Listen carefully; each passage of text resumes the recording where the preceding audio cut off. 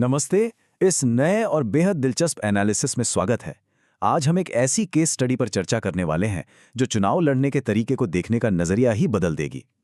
पारंपरिक तौर पर जब चुनावों की बात होती है तो हमारे दिमाग में सबसे पहले बड़ी बड़ी रैलियों और मंचों से दिए गए भारी भरकम भाषणों की ही तस्वीर उभरती है।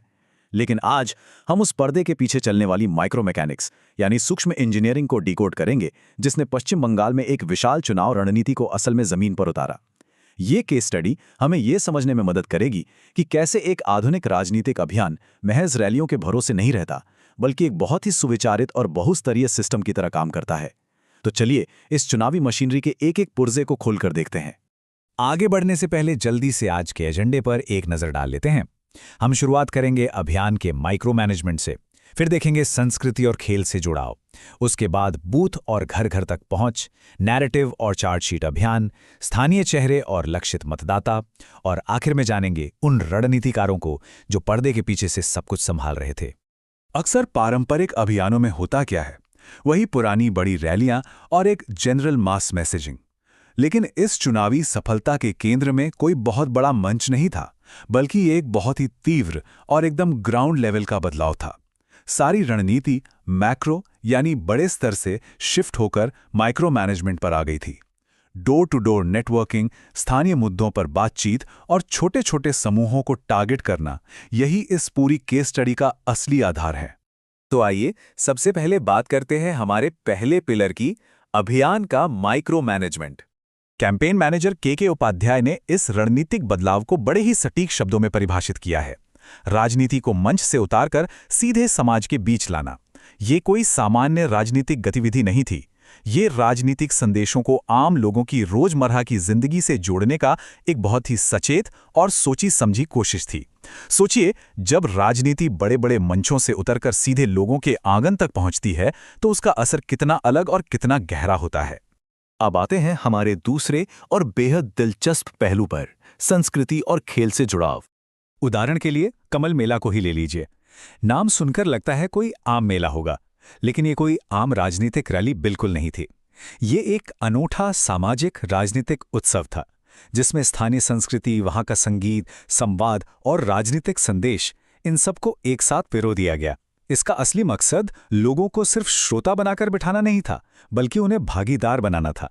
राजनीति को एक सामुदायिक उत्सव में बदलकर मतदाताओं के साथ एक इमोशनल कनेक्शन बनाने का एक शानदार तरीका था। और जब बंगाल की बात हो रही हो तो वहां फुटबॉल को कैसे इग्नोर किया जा सकता है? वहां फुटबॉल सिर्फ एक खेल नहीं, एक पूरा इमोशन है। रणनीति सिर्फ मैच करवाने की नहीं थी, बल्कि इन मैचों के जरिए युवाओं को जोड़ने और उनके साथ एक मजबूत संवाद स्थापित करने की थी।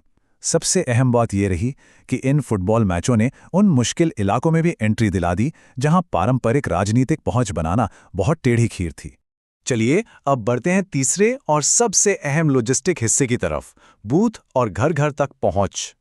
जरा इस नंबर पर गौर कीजिए, 1,65,000। ये कोई छोटा मोटा आंकड़ा नहीं है। ये उन आंगन बैठकों की संख्या है जो सिर्फ और सिर्फ एक महीने के भीतर आयोजित की गईं। एक महीने में इतनी सारी बैठकें, यह साफ दिखाता है कि ग्राउंड लेवल पर नेटवर्किंग का स्किल कितना विशाल और कितना आक्रामक था। लेकिन सवाल यह है कि यह सब मुमकिन कैसे हुआ?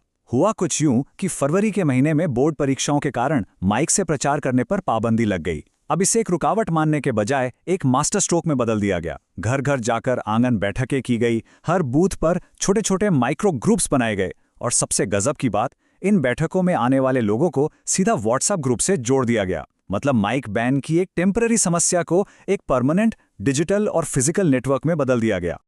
अब आते हैं चौथे भाग पर, नैरेटिव और चार्जशीट अभियान। बाँचते चाहें बीजेपी तई। ये सिर्फ एक नारा नहीं था, बल्कि एक बेहतरीन उदाहरण है कि कैसे एक साधारण सी लाइन रातों रात एक जन भावना में बदल गई। ये नैरेटिव इतनी तेजी से और इतनी गहराई तक फैला कि बच्चों तक की जुबान पर चढ़ गया। किसी भी चुनाव में अगर कोई ऐसा नैरेटिव सेट हो जाए जो लोगों से सीधे दिल के स्तर पर जुड़ जाए, तो वो बड़े बड़े चुनावी वादों से कहीं ज्यादा दमदार साबित होता है। इस अभियान की रफ्तार और आक्रामकता को जरा इस टाइमलाइन से समझिए। 15 जनवरी को 22 विधानसभा क्षेत्रों में चार्जशीट अभियान लॉन्च हुआ। 27 फरवरी तक इसमें 150 से ज्यादा नेताओं ने हिस्सा लिया और 80 से ज्यादा प्रेस कॉन्फ्रेंस हो चुकी थीं। और 27 अप्रैल तक आते आते 12,000 से ज्यादा सीधी नुक्कड़ सभाएं पूरी की जा चुकी थीं। लगातार 3 महीनों तक इस तरह का डायरेक्ट संवाद और छोटे मंचों का आक्रामक इस्तेमाल वाकई हैरान करने वाला था। हमारा 5वां पिलर है स्थानीय चेहरे और लक्षित मतदाता। यहाँ पर एक बहुत ही स्मार्ट रणनीतिक कदम उठाया गया। बाहरी बड़े नेताओं को हर जगह आगे करने के बजाय पूरा फोकस उन स्थानीय चेहरों पर रखा गया जिन्हें जनता पहले से जानती थी, जैसे कि स्थानीय डॉक्टर, वकील, खिलाड़ी और कलाकार। इन सम्मानित लोगों को आगे करके और उम्मीदवार बना के अभियान ने उस लोकल वर्सेस आउटसाइडर वाली बड़ी बहस की हवा ही निकाल दी। इसके साथ ही एकदम सटीक तरीके से भरोसा जीतने का काम किया गया। युवा शक्ति भरोसा कार्ड और मातृ शक्ति भरोसा कार्ड जैसी पहले शुरू की गई। समाज के 2 सबसे अहम मतदाता वर्गों, युवाओं और महिलाओं पर सीधा फोकस किया गया। ये सिर्फ प्रचार नहीं था, बल्कि एक संस्थागत और सॉलिड ट्रस्ट बनाने की बड़ी कोशिश थी। और अब हम पहुंच गए हैं अपने छठे और अंतिम भाग पर, पर्दे के पीछे के रणनीतिकार। किसी भी मशीन को बिना रुकावट चलाने के लिए उसके पुर्जों का सही तालमेल बहुत जरूरी है।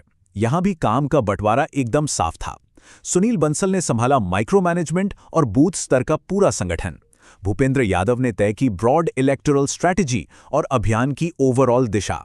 और बिप्लब कुमार देब लेकर आए अपना वो अनुभव और मॉडल जो नॉर्थ ईस्ट में जमीनी स्तर पर बेहद कामयाब रहा था।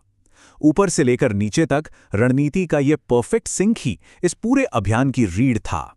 तो इन सब बातों को जानने और समझने के बाद एक बहुत ही बड़ा सवाल दिमाग में आता है, जिस तरह से राजनीतिक अभियान अब इस माइक्रो इंजीनियरिंग और डिजिटल डोर स्टेप नेटवर्किंग में